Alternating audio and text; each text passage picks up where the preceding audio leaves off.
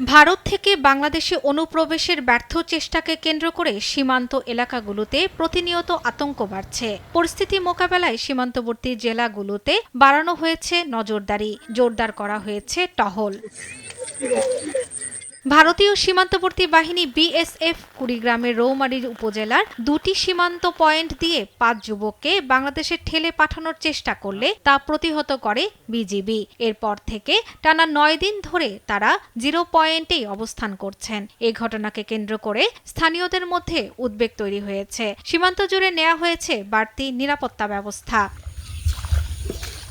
জামালপুর সীমান্তে অবৈধ পুশিন ঠেকাতে কঠোর অবস্থান নিয়েছে বিজিবি। শুধু বিজিবি নয়, স্থানীয়রাও সতর্ক অবস্থানে থেকে নিয়মিত নজরদারি করছে। যৌথ এ নিরাপত্তা ব্যবস্থার কারণে সীমান্ত পরিস্থিতি বর্তমানে স্বাভাবিক রয়েছে। সর্বক্ষণ সর্বদাই আমরা বর্ডার নিরাপত্তা দেওয়ার জন্য, বর্ডার পাহারা দেওয়ার জন্য সব সময় আমরা সচেতন থাকি। লাঠি সোটা নিয়ে সবাই সীমান্তে আমরা বিজিবির সঙ্গে একসাথে কাঁধে কাঁধে কাঁধ মিলিয়ে একত্রে ভাবে বর্ডার রক্ষা করি। অন্যদিকে সাতক্ষীরা সীমান্তেও পরিস্থিতি কিছুটা স্বাভাবিক রয়েছে বলে জানিয়েছে সংশ্লিষ্ট কর্তৃপক্ষ।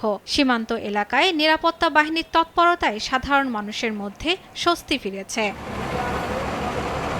সীমান্ত এলাকার সার্বিক নিরাপত্তা পরিস্থিতি নিয়ন্ত্রণে রাখার চেষ্টা করছে আইনশৃঙ্খলা বাহিনী।